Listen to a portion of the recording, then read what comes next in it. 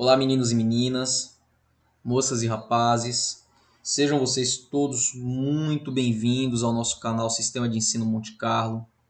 Esse canal feito para você, estudante do ensino público, para te auxiliar nos seus estudos, nas suas pesquisas.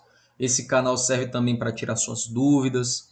Aos poucos, esse canal está se tornando uma biblioteca digital, onde aqui você pode encontrar assuntos, para te auxiliar nas suas matérias de humanas, seja história, filosofia, sociologia, geografia. Temos também matemática básica, tudo para que você consiga bons resultados nas suas obras, tudo para que você consiga ser aprovado naquele concurso público, aprovado no Enem para adquirir uma bolsa de estudo numa universidade particular de ensino. Enfim, esse canal ele tem esse propósito: te ajudar nos seus estudos, te ajudar na sua vida estudantil, na sua vida acadêmica. E meu papel aqui como professor consultor é te ajudar. Suas dúvidas, seus questionamentos, que você coloca aí nos comentários. Caso você tenha uma dúvida sobre algum tema, esse tema pode virar matéria de aula, como já aconteceu algumas vezes, no nosso quadro Tema Proposto, o nosso quadro Professor Responde. Então, da mesma forma que te ajuda, é uma forma também de você fortalecer o canal, fortalecer essa corrente. Sua participação ajuda o canal a crescer, participando, mandando suas dúvidas nos comentários, mandando suas propostas, mandando suas dúvidas, se inscrevendo no canal caso você ainda não seja inscrito, compartilhando, divulgando, não custa nada. E assim, junto com o canal Sistema de Ensino Monte Carlo, você me ajuda a ajudar o mundo, a ajudar o Brasil, sim, por que não? Eu digo que conhecimento é poder, o conhecimento que você adquire aqui é um conhecimento que você pode aplicá-lo na sua vida cotidiana, na sua vida futura. Quem sabe daqui possam surgir os próximos intelectuais, os próximos formadores de opinião, tudo não sei se o termo certo seria periferia ou baixa renda, porque todo esse conteúdo que está aqui é um conteúdo amplamente consumido pela elite e que é negligenciado nas instituições públicas, em sua maioria. O problema está na instituição? Não. O problema está no professor? Também não. O problema é o aluno? Não. É o sistema político que determina as diretrizes do MEC, que determina as verbas que serão distribuídas para as instituições públicas de ensino, a não capacitação contínua do professor, que o Estado não banca, toda a qualificação que o professor ele busca, ele tem que buscar com seus recursos próprios. Então é dessa forma que o Estado, no seu projeto de negligenciar o ensino público, para tornar a população cada vez mais alienada e dependente do Estado, é uma forma de. É dessa forma que ele sucateia, que ele negligencia e que ele não lhe dá instrução devida. Tive conversando com alguns colegas durante essa semana que muito dessa geração não conseguir ocupar cargos de relevância e nem de se tornarem formadores de opinião é falta de instrução.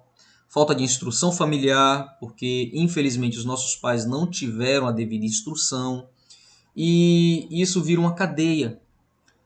Pessoas como eu e tantos outros, que hoje são professores, que hoje são eruditos e formadores de opinião, buscaram isso a partir do momento que entenderam que tudo que o Estado quer, tudo que o sistema quer, é que você continue leigo, é que você não adquira o conhecimento, para que você continue refém e dependente desse sistema clientelista que é a política.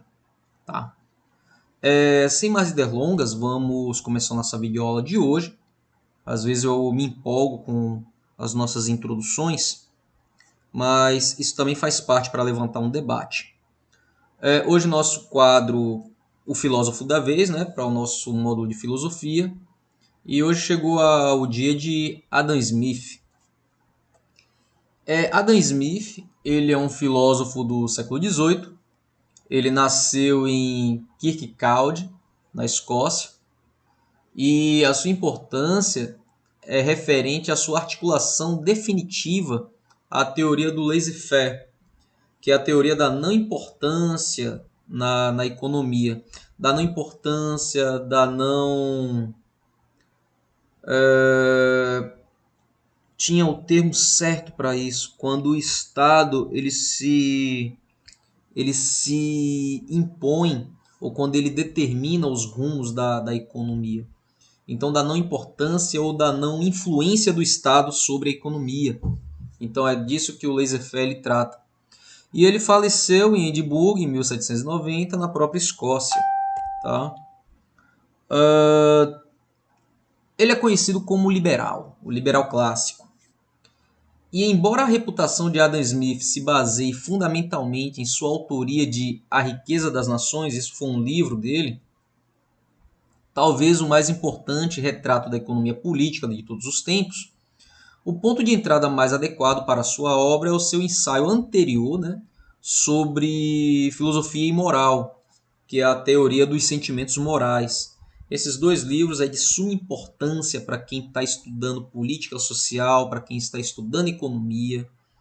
São livros que você pode conseguir aí em qualquer uma dessas lojas aí da internet que vendem livros usados, né? E nessa obra, Smith argumentava que os seres humanos são dotados tanto de instinto quanto de razão, onde os instintos referentes à necessidade de autopreservação e de propagação da espécie são a mola propulsora da ação humana. Muitas das vezes nossas atitudes elas são tomadas por instinto. E assim, Smith descrevia, por exemplo, a respeito da fome, a sede e pela paixão que une dois sexos, o amor pelo prazer e o medo da dor. E dentro dessas ações, né, movidas pelo instinto, surge uma pergunta. Considerando o poder dos instintos, como é que as pessoas irão formar juízo moral, levar até mesmo seu próprio comportamento em conta e às vezes concluir que se comportaram mal?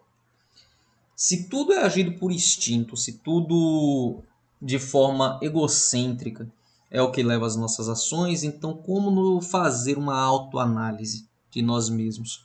Ou como determinar as nossas ações de uma forma moralmente aceita, né, diante da sociedade? A resposta de Smith, em suma, era que temos a capacidade da compreensão, que permite nos imaginar na posição de outras pessoas e com isso rever o nosso próprio comportamento. Assim, interiorizamos um tipo de espectador imparcial que nos permite julgar tanto os nossos próprios comportamentos como o comportamento dos outros. E é por um processo de acomodação e compreensão mútua entre indivíduos que surge a ordem social e moral. Não fica muito claro como esse conceito se encaixa na posição de Smith, que Smith adotou, né, em A Riqueza das Nações, no caso no seu livro. Certamente a ideia de que os seres humanos são guiados pelos instintos de autopreservação e de interesse pessoal permaneceu constante entre os dois livros que ele escreveu.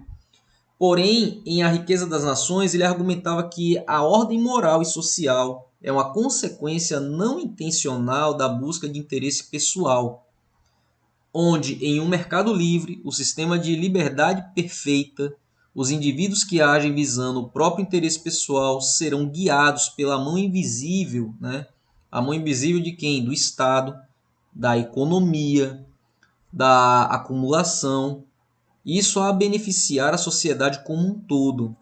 Só que tudo isso nós sabemos que só acontece na tese, na prática não é dessa forma.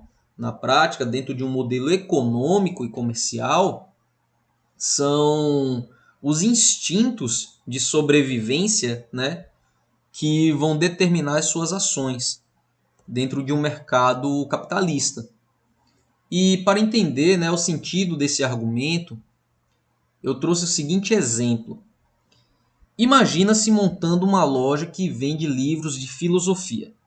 Imagine que você tem dinheiro para investir num negócio e você resolve montar uma livraria que só vende livro de filosofia. Ao fazer isso, você atende uma demanda de livros e cria empregos. O interesse pessoal racional significa que você cobrará o preço de seus livros na medida certa. Caso contrário, as pessoas vão comprá-lo do seu concorrente. Se você cobrar além do valor de mercado aceito, esse livro ele vai ficar de difícil acesso e provavelmente vai haver uma outra livraria que vai vender o mesmo livro que você vende por um preço mais em conta. Dado a isso, as pessoas vão comprá-lo do concorrente. Isso é óbvio, isso é lei de mercado. E você pagará salários apropriados aos seus funcionários. Apropriados, geralmente, quem determina isso são os próprios sindicatos que determinam um piso, né? Um piso salarial ou o mínimo que se deve se pagar por determinada função. Porque, de outra maneira, eles vão trabalhar em outro lugar, que pelo menos um lugar que garanta esse direito, né, do piso mínimo. E se decidir só vender livro de filósofo inglês, então seus concorrentes agindo racionalmente, né, para maximizar os lucros, para garantir a sua sobrevivência nesse mercado, eles vão explorar a oportunidade disponível para vender autores de filosofia do resto do continente europeu. Então observe que eu criei todo um cenário. Seria ilógico pensar uma livraria só com livro de filosofia, uma livraria especializada em livros de filosofia. Ela ia quebrar, ela ia falir, né? Isso não é realidade. Isso aí é só para exemplificar como é que funciona essa teoria do laissez-faire. Assim é possível ver, dentro dessa mesma tese, ou pelo menos nessa tese, como o interesse pessoal, um interesse pessoal meu, um interesse pessoal seu, junto com a nossa capacidade de responder racionalmente ao mercado, leva à emergência de um sistema econômico mutualmente benéfico e estável. Porque senão ia virar uma bagunça, todo mundo no mercado querendo fazer o que quisesse, o que achasse bonito ou que desse na telha. E a palavra-chave, entretanto, em tese, né, já que a economia laissez-faire jamais funcionou totalmente desse jeito, seria uma política de liberdade dirigida. E isso atingiu em cheio a reputação de Smith, né? Porque o nome dele, talvez incorretamente, é quase sempre associado aos excessos do capitalismo, principalmente do capitalismo vitoriano, isso aí já beirando a Revolução Industrial, e também com o liberalismo que denunciava os pensamentos políticos, econômicos e filosóficos. Tá? E ele tem uma frase bem emblemática para tudo isso, onde ele diz o seguinte: não é da benevolência do açougueiro, do cervejeiro e nem do padeiro que esperamos nosso jantar, mas da consideração que ele tem por seus próprios negócios. Observe que dentro dessa ideia do instinto, né, de sobrevivência, isso tudo introduzido em um mercado capitalista, onde todos nós temos interesses. Interesses do comerciante de enriquecer, né, de prosperar, de ser o seu próprio patrão, e nós de trabalharmos para ter dinheiro para manter o nosso conforto. Quando eu fui representante comercial há um tempo atrás, eu dizia que ou você vive do comércio ou você vive para o comércio, né? Turma, essa foi nossa videoaula de hoje. Suas dúvidas você pode deixar aí nos comentários, tá? Não se esqueçam que o Sistema de Ensino Monte Carlo é um canal de estudo e de pesquisa, e conte comigo para alcançar os objetivos acadêmicos que você espera. Fiquem todos bem e até uma próxima.